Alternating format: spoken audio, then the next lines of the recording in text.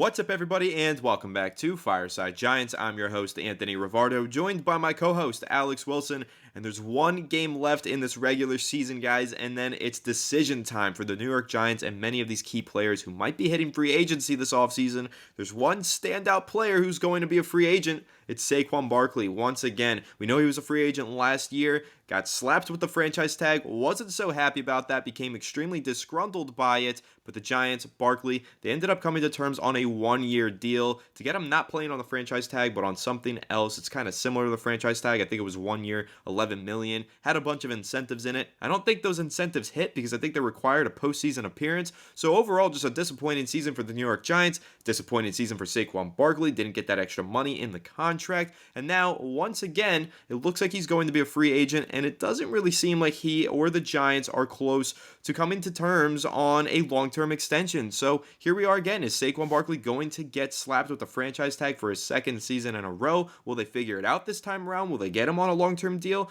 I'm not so sure, and neither is Saquon Barkley. If you read some of his quotes recently, it seems like he's not too confident that his future is actually going to remain in the Big Apple. So Saquon, future uncertain there. And another thing to take note of here with the New York Giants, the Pro Bowl was just announced. All the different players selected to the Pro Bowl, only one Pro Bowler for the New York Giants. So Saquon Barkley didn't even get selected into the Pro Bowl this year. You would think that maybe he'd have a good chance. He's a standout player, big name, everybody loves him. He's not going to the Pro Bowl. Only Dexter Lawrence going to the Pro Bowl. What does that say? Well, Dexter Lawrence is an animal. Like, he's a beast. We all know that.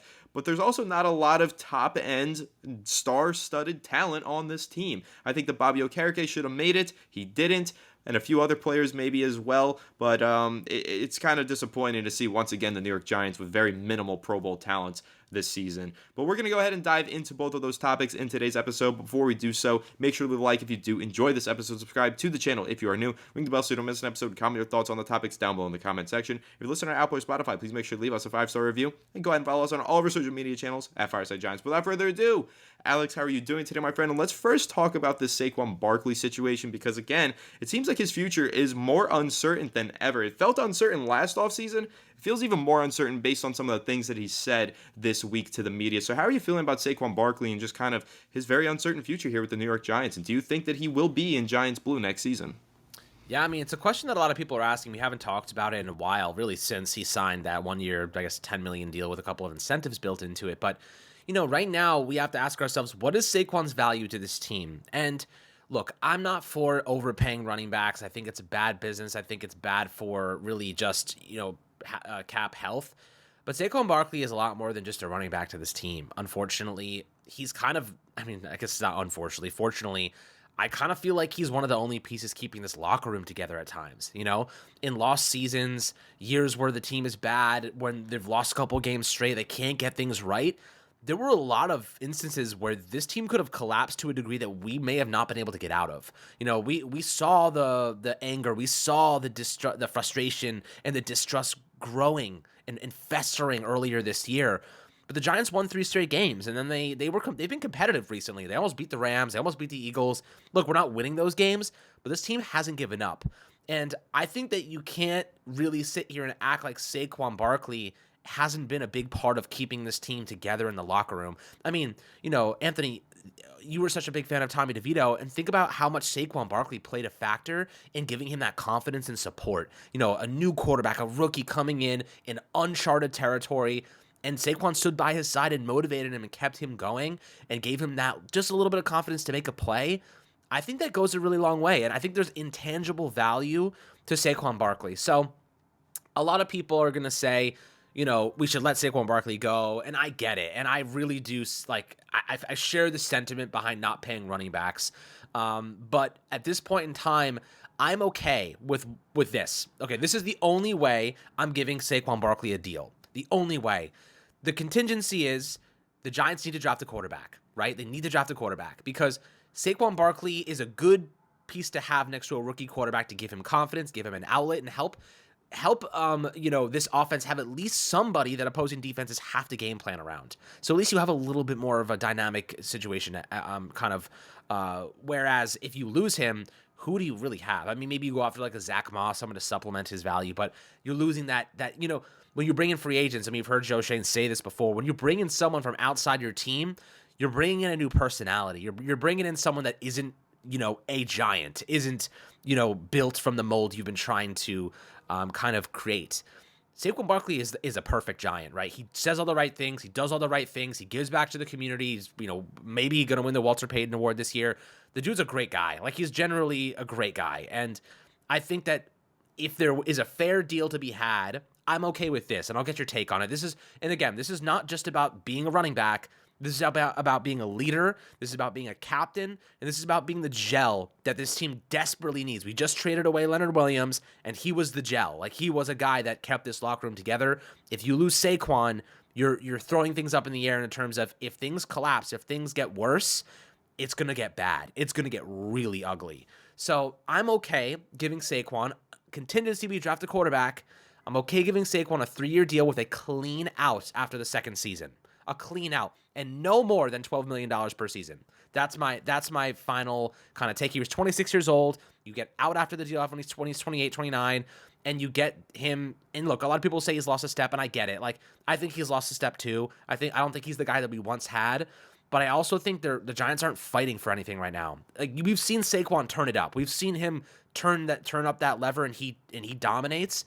I just don't think this team is like in that spot where he needs to sacrifice himself, his body, for the greater good of this team. And like, that's kind of, I feel like he's kind of saving himself a little bit. They've given him the leeway to step off the field whenever he wants to. I mean, they've said it. Brian Dable said it. Like, whenever Saquon needs rest, comes out of the game with no questions asked. You know what I mean? Like, he's protecting himself because he has nothing to fight for this Giants team. Really, it's about keeping himself healthy, so that way he can at least make a little bit of money. And look, I kind of feel as though the value intangibly, I still think he's a great player. I think that a clean out, we're talking like 3-year deal, out after the second season, no dead money, like done, no dead money, and contingent on getting a quarterback, a rookie quarterback where he can help develop that player, be a big piece of this offense, and give that guy some weapons. I mean, look at Bryce Young, man. I mean, he has nobody. Like, Miles Sanders was a dud. Chuba Hubbard, like, come on. I mean, Adam Thielen's their WR1. He's like their only weapon. And then you have the Jonathan Mingo and DJ Shark. Like, you have to give a rookie quarterback something to work with. I don't hate the idea because you have money that you can get clean out of the contract after year 2, and then you have a ton of money from the quarterback window anyway. I feel like it's okay. I feel like it's doable. Again, they could just tag him again, but I feel like he may hold out at that point. It's either an extension or he's gone, in my opinion. Yeah, the only problem here that I really see off the bat with kind of what you're suggesting is you can't sign him. Essentially, you're talking about it's contingent on drafting a quarterback. They got to make the decision on Saquon first. You have free agency, and then you have the draft over a month later. And that's kind of the problem to this whole idea, is because if the Giants are like, okay, well, we're only going to re-sign Saquon because we know that we're drafting a quarterback next month. Well, what if the draft board doesn't shape out the way you want it to and you don't get that quarterback? Then did you just handcuff yourself to a running back that you don't really want? Listen, Saquon Barkley has proven his value as a member of the locker room, no doubt. As you mentioned, Walter Payton, Man of the Year nominee, everything that he did for the locker room during the Tommy DeVito situation, when Daniel Jones went down with the injury, with Tyrod Taylor out there, all of that stuff. Like, he is the true and tried leader of that locker room. He is the face of the New York Giants. Losing him is going to be catastrophic to the locker room in one way or another. Like, it's going to be a tough loss for the Giants. But I think you have to reevaluate this and say, Saquon Barkley, at this moment in time, at this age, at this stage in his game and his life, is he the player that he used to be, and is he worth the money that he's asking for? Because he's not going to be asking for money on the second-rate market. He still views himself as Saquon Barkley. I'm still the most valuable guy in the locker room. I'm still a top running back in the NFL. These are the ways that he views himself and how he's going to value his contract, and it's going to be probably like a $12 million per season deal. And in my opinion, I think Saquon Barkley has lost a bit of a step. I hate to say that. He's a player that I love to watch. But when you look back at his 2018 season, I mean, even just go watch those 2018 season highlights, that rookie year. Just look at how many tackles he was breaking on a down-by-down basis, how many big runs he was ripping. He's not that player anymore, and that's fine. I'm not criticizing him for that. He's had many injuries. He's fought back from all of them, and he's still a really good player. And you don't expect somebody to be the same type of player that they were as a rookie as they are in year 5 of their career. So I'm not necessarily holding it against him, but what I will say is, rookie running backs are very productive, and a lot of the times their production falls off as their body wears and tears in the NFL. And you can make the argument that maybe the New York Giants, and they don't have to go in the first round to draft a running back, but maybe they can go in the middle rounds and draft a decent running back who's young, has a lot of energy and stamina, and could break a lot of tackles, and that could be their strategy going forward. You could find the dynamic running back in those middle rounds, as many teams have done in recent years. Build around that guy in your backfield with your rookie quarterback. That's possible, and that's one scenario where if the Giants don't take, or if they don't re-sign Saquon Barkley, I think that just drafting his replacement in the middle rounds would be the optimal solution rather than going into free agency and replacing him or anything like that. They've got Eric Gray, who they drafted last year. Maybe with some more development, he could be that guy. I'm not sure what the solution there is, but I do think that there's an argument to be made where Saquon Barkley, he's taken a step back. He's definitely lost a little bit of a step here in how effective he is as a runner and especially as a home run hitter. And I think that has to play a huge part in whether or not the New York Giants decide to extend him, especially on such an expensive contract. So, Alex, I guess I'm going to ask you, do you think that he's lost that step? Like, do you still think Saquon Barkley is an elite running back? Or do you think he's a really good running back? Because I've seen narratives on Twitter, a lot of fans of the Giants and other teams are saying Saquon Barkley's not elite anymore. Do you think Saquon Barkley is still elite? Do you think he's worth elite running back money? And really, do you think that he's lost that step and he's kind of lost what made him such an elite player in the past? I do think he's lost somewhat of a step, but I still think he can be elite. And I think that, okay, so maybe I could be wrong about this, but I do think that he's learned how to better protect his body from injury. I think that a lot of the injuries we've seen have been freak things. They've been he stepped on someone's foot and twisted his ankle, or it was the last play of the game and someone dragged him down by his ankle. You know what I mean? Like against Arizona, for example. I think they were freak injuries. It wasn't just him getting hurt. It was like people landing on him or him stepping on, or just freak accidents. Of course, the Eddie Jackson one where he tears his ACL, he gets jumped on, and there's extra weight on his leg, and it's unfortunate. I think he has lost a little bit of a step. I don't think that many people could argue that. I think we all see it. However, I do think that he holds himself back from doing the extra stuff at times. You know what I mean? The breaking all those tackles, the going for extra, because we've seen glimpses of it this year. There was a play this year where he literally slipped through like 4 or 5 guys, and they were just falling behind him one after another. And it was like, whoa, that's the player that we saw. And he was like late in the game, and he was trying to make a move, I think he can turn up and be that guy. I just don't think he does it as much anymore because he knows he increases the injury risk by doing it, and he knows this team is not winning a Super Bowl. This team they haven't shown him the loyalty. I don't think he's willing to push himself that extra mile. He's going to be good. Like, he's going to do what he's got to do, but I don't think he's pushing himself that extra mile because he knows that his health is on the line and his contract, his money is on the line if he gets hurt again. So I think that he holds himself a little bit back at times. I could be wrong about that, but I think if the Giants give him that loyalty, give him that little bit of money, and look, if you have a rookie contract, and like you said, the draft board could change, but hey, Marvin Harrison Jr. and Malik Neighbors and Saquon Barkley, that's a pretty awesome combination if you're gonna run it back with Daniel Jones. You might as well give him a ton of weapons. If you're gonna give Daniel Jones the keys again, you may as well give him so many weapons that you have a decision here. Because if Daniel Jones comes back in 2024, and he will, and that's the guy the Giants want to go with, and you give him Malik Neighbors, Marvin Harrison Jr. and Saquon, and he still fails, you take the out in the contract, right? That's your contingency plan if you don't land a quarterback. I think that's more than fair. And now you have Saquon Barkley locked in and Marvin Harrison Jr. on a rookie deal or Malik Neighbors, and you have a new quarterback in 2025, whether that's something you draft, trade for, whatever. It could be a myriad of different options, but you have an offense that a quarterback can walk into, have weapons, and you're still building up your offensive line. And hopefully that's a guy on a rookie contract with, obviously, you can allocate some of that money towards the offensive line because that's obviously the most. And for what it's worth, the offensive line being bad certainly doesn't help Saquon's case. So I kind of hope that we figure those variables out. But I don't see why we can't, if we're going to take that out in Jones's deal, that's Saquon Barkley, $24 million. Let's say you guarantee the whole thing, you get the out in the second year, right? Maybe you don't guarantee the whole thing, maybe you guarantee 75% of it. So you guarantee him like $18 million, or all $24 million if it's $12 million per year over 3 years. Obviously it would be like $36 million over 3 years. That would be the deal, with an out after the second season, but the first 2 years are fully guaranteed. I think that's fair because you get your locker room, you have that key component in your locker room, you have a captain, and you have a guy that can either continue helping Daniel Jones if they run it back with him, which, God help us all if that's the case, or you go with a rookie quarterback and you have a rookie quarterback like a Jaden Daniels or a Caleb Williams that has Saquon Barkley next to him, and that's going to give a young quarterback a lot of confidence, knowing that they have a true and tried RB, a guy that's been in the league, a guy that knows other teams, a guy that can help support that offense and development. And opposing teams have to game plan for him. I think that if you lose Saquon, your offense loses a lot of juice because I think it's also just as you kind of said, like, the draft board could change. You have to make that decision on Saquon before you go into the draft.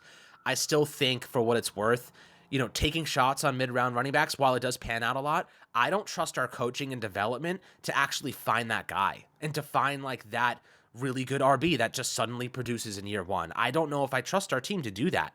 And that's kind of a concern for me. Eric Gray, I don't think he's ever going to be close to what Saquon Barkley is personally. I think that he'll probably be like a competent backup. I don't even think he'll ever be a starter. I think he'll be a fine backup. He can't even help on special teams. So like his value is already declining. It's like, RBs, like the second you drive it off the lot, their value is already declining. Saquon Barkley's fortunate enough that he was an elite athlete and he's a great dude that contributes to the community and he helps keep this locker room together. So he brings a lot more to the table than just being a running back. But with that being said, you hear from him. We heard from him 2 days ago. He doesn't know. Like, he's like, I want to be a Giant for life, but I just want something that's fair. And if that happens to be elsewhere, then so be it. I don't know what's going to happen. He doesn't know. Like, I mean, that should tell us everything we need to know. The Giants have not even approached him about a contract extension, clearly. Otherwise, he would be saying, we're talking. We're in conversation. We're having those talks. We'll see if anything comes together. But it seems to me that the Giants haven't even approached him and talked to him about an extension. So right now, you might be right. Like, if they haven't even had any conversation about it, I mean, that might suggest that they don't want to go in that direction. If they tag him again, I don't think Saquon's playing for this team next year. I don't think he's going to play. I think he's going to hold out because, look, he bit the bullet once. He did what he had to do. But I don't think he's willing to do it a second time, unfortunately. And I respect that from him, honestly. If you're a player, you have a window to maximize your earnings, and a team's trying to screw you, and a team's not giving you your value, somebody else will give Saquon a little contract where he's happy with. I bet it. I would bet money on it. Now, I just don't know who that's going to be or what that's going to look like. But, the Giants, I think they should do right by him. And I think if drafting a rookie quarterback is in conjunction with that, the money won't matter at the end of the day because they're going to be under the rookie window. So, like, I feel like that's a decent alternative move than just tagging him and hoping for the best. Yeah, to be fair, I think that there is a scenario where the Giants tag and trade Saquon Barkley. They could tag him and then package him in a deal for maybe trading up in the draft. Like, that's an option if they want to go that route. Like, we've talked a lot over the past couple weeks about the New York Giants potentially wanting to trade up to the number one overall pick. Maybe they want to land themselves Caleb Williams, or maybe they want to move up 2 spots, land themselves Drake May, whatever the situation is. Tagging Saquon Barkley and packaging him in that deal, that helps, like having Saquon Barkley as part of that trade package. And I don't know, I have to refresh myself on the rules of you franchise tag someone. I know that there's specific picks that you're supposed to get. I don't know if those can be altered based on what the two teams agree to. And I know that the transition tag is also an option. The Giants could tag him with that and then trade him for picks. There's a lot of different scenarios that the Giants could play out here where they decide, Saquon Barkley, we want you, but we don't want you that badly. So if another team is willing to offer us some draft picks for you, we'll give you up. And I think that might be where this leads to. I don't think that the Giants I don't think they're going to let him hit the open market personally. I think that they could at least franchise tag him and hope to trade him for something, or they franchise tag him and then maybe rescind the tag if they can't get anybody, and then they let him hit the open market. But I don't think they're going to just decide to let him go to the open market. I think that would be kind of silly for the Giants because he's still a valuable player, again, to your locker room. He's still a valuable player around the league. So if you do tag him, you can definitely garner some sort of trade for him. I think that some team out there is going to look at their roster and say, you know what? We're one superstar piece away. Let's just trade a mid-round pick or a second-round pick, whatever it is, or late first maybe even. I know Saquon Barkley's probably not worth that at this point, but you never know. Teams get a little bit crazy when they get antsy and try and build around a young quarterback. So maybe somebody's like, hey, we just need a superstar playmaker, just anybody. Maybe they'll send the Giants a nice pick for Saquon. So I think that at the very least, they should franchise tag him. Again, it is going to disgruntle him. It is going to upset him. But when you're looking at this Giants roster, they need help all over the place. They need to add picks, add draft capital, and find a way to capitalize on the value of Saquon Barkley before he leaves for nothing in free agency. Yeah. So I'll throw in one more thing, and I want to get your take on this because it kind of just came to me.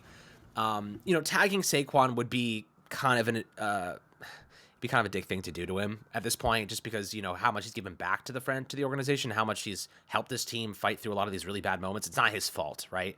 You can't blame Saquon for this team's demise. It's the coaching, it's the GM, it's a lot of other things.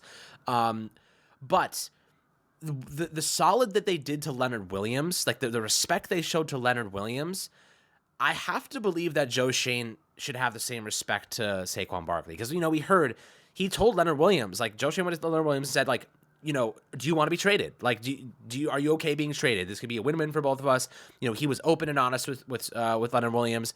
I don't see a world where Joe Schoen doesn't show the same respect to Saquon Barkley and just kind of throws him under the bus. You know what I mean? I feel like if he did it for Leonard Williams, he should do it for Saquon too. Like, do you want to be traded? Like, we're going to tag you. Do you want to be traded? You know what I mean?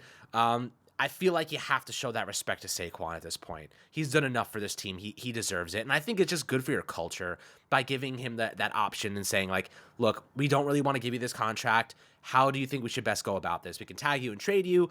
We can, if you don't get traded, we'll rescind the tag, you hit the open market. Like that way you get your wish, and you can look for a new contract elsewhere.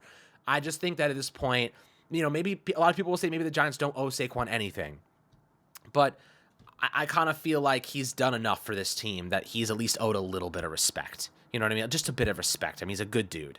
I don't think you screw. Like, this is what Dave Gettleman did, by the way, to other players that rubbed a lot of people the wrong way. Josh Norman, Jonathan Stewart, all of them had really bad things to say about Dave Gettleman after they retired, or after they, kind of went to the latter portions of their careers. They hated him. They were like, he's a snake. You know what I mean? Because he went behind their back, didn't give them that sort of respect that they deserved. Weren't communicating. Joe Schoen's not that guy. I think he's going to respect Saquon Barkley, and he's going to give him some options, and then Saquon will be able to make those decisions. But how do you feel about that? And just in terms of like respecting Saquon and like giving him that option, I know it's a business at the end of the day, but I also think it's like you said, Saquon's the face of your franchise. Disrespecting him, the whole locker room is going to see that, and they're not going to trust Joe Schoen anymore if he does that type of thing. Listen, I think that, yeah, I'd like to see Joe Schoen communicate it clearly with Saquon Barkley. I'd like there to be communication on this whole situation, and I think that they should show him necessary and proper respect. But at the end of the day, like you said there, it is a business, and the New York Giants are trying to build a good football team, and they've been failing to do so for many years. If trading away Saquon Barkley is the path to gaining some additional draft picks and finally fixing this football team, you have to do it. You can't just say, we're not going to trade him, because that would be disrespectful. You have to do what's best for this team. This team, Saquon Barkley even said this, right? Wasn't it his quote where he said, or somebody said this, they said, we come and go, but the team stays forever, right? The Giants are going to be around much longer than Saquon Barkley is going to be in the NFL. Like, Saquon Barkley, if he feels disrespected and the Giants trade him and some fans are upset by it, 3 years later, if those 2 draft picks that they got in exchange for Saquon Barkley turn into all-pro players, nobody cares anymore. And that's really what you have to hope for. And so if I'm Joe Schoen here and I'm in a situation where I can't come to terms on an extension with Saquon Barkley, I'm looking for alternate routes. Like, if I don't view him as this guy that I'm taking and putting into my long-term plans and investing a lot of money into, I'm going to look at my alternate options, and those options are going to start to narrow down, and the number one that's going to stand out is potentially trading him for draft capital, gaining assets out of Saquon Barkley before he walks for nothing in free agency. Because this is his quote. He said, did a fresh start cross my mind? When you look at the season, the way it went, anybody may want a fresh start, a clean slate. If I hit the open market, that was God's plan. That's what Saquon Barkley said. So I don't think he's necessarily going to be disrespected if the Giants move on from him. He's just going to call it God's plan. He's going to move on, handle his business, and continue to play football at a high level elsewhere. And that's totally fine. And I hope that he does continue to play at a high level elsewhere. But for the New York Giants, in the way that they're looking at their roster, there are holes everywhere. The Giants need more depth in more positions than I can care to name right now. So if Saquon Barkley is the key, trading him away and gaining some of those mid-round picks and some more assets to help build out your roster, if that's the key here is trading away Saquon Barkley, if you're Joe Schoen, you have to do it. And I know you're going to feel bad about it. You're going to feel like, oh man, I hate that we disrespected him. Whatever. Move on. Draft your quarterback. Draft your all-star receiver, your next franchise tackle, whatever. Build this football team because, again, the New York Giants are more important than Saquon Barkley. Like this franchise, this team, this entity, the Giants have to build that. That's got to be their main focus. They can't be in the business of pleasing their players all the time. They have to build their roster. Everybody's going to be happier. All this locker room is going to be thrilled when they go 11 and when they get 11 wins, right? Like that's what's really going to bring this locker room together. Saquon Barkley brings the locker room together in many ways. He's a great leader, but really what leads this locker room to be happy and successful is winning football games. If the New York Giants make that trade and it ends up benefiting them, they get 2 players in exchange who end up, helping this team win 5 more games next season.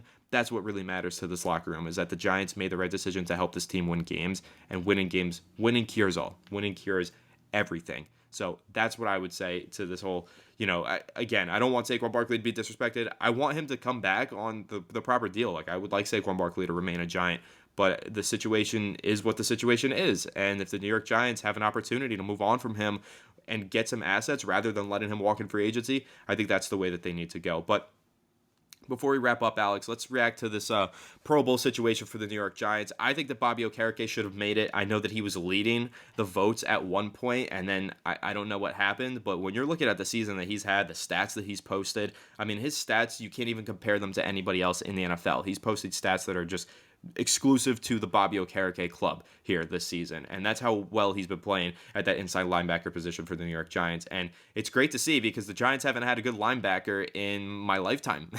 Well, they have, but it's been a very long time. It's like since Antonio Pierce, who's now a interim head coach for the Las Vegas Raiders. That's how long it's been since the New York Giants have had a good middle linebacker. But they have one now, and it's Bobby Okereke, and he's great, and we love him, and we interviewed him, and we really like him as a person off the field too. I'm a little bit pissed off. He really should have made the Pro Bowl, in my opinion. I really think that he's a player that deserved it. He's a guy that deserves it too. Like, as a person, I really would have loved for him to receive that accolade. But again, it's a bad football team, and I think that's really what the product is here. The New York Giants are a bad football team, and they're picking in the top 5 again. So nobody really wants to watch them, and so nobody sees their players that are playing really well. And I think that's really what it boils down to, because at the end of the day, the Pro Bowl is, in large part, a popularity contest. It is fan voting, so it's up to the guys who really stand out on the national stage week in and week out, and the Giants don't do that because they aren't a good football team, and I think that is ultimately hurt some of our players in terms of trying to get into the Pro Bowl. But Alex, what's your reaction to it? What are your takeaways from the New York Giants having the one sole Pro Bowler of Dexter Lawrence? Well, Dexter Lawrence could be an all-pro guy at the end of all this, and he deserves it. The guy's an absolute tank. Bobby Okereke, I mean, look, Pro Bowl is really just it's a popularity contest. We know this. Bobby Okereke deserved to be a Pro Bowler this year. I think Bobby Wagner, man, he's having like a down season. So it's like, you look at what actually matters. Bobby Okereke's numbers, his impact, we know he's Pro Bowl caliber. Like, in my eyes, he's a Pro Bowler. You know what I mean? Like, he's that good. So, if you look at just from a perspective of, being a Giants fan, we've seen his impact as a first-year free agent signing, and, like, he's elite, man. He's been great for us. He's going to be a really good player for this team for a long time. In addition to that, I think that's really the only other guy, though, like, stood out to me, aside from Bobby Okereke, aside from Dexter Lawrence. Like, Bobby Okereke is really the only one that put together that type of season. My dark horse for next year, though, and I think you guys probably saw it on social media, Deonte Banks. I could see him being a Pro Bowler next year. Dude's an absolute tank. He's supposed to practice today, so that's a good sign for his, availability on Sunday. But I really like Deonte Banks. Dude's put up a really good season against some really good receivers. He's going to get better, a little bit older, a little bit stronger, a little more experienced. Deonte Banks has CB1 written all over him. We're talking not just a CB1. We're talking about an elite CB1.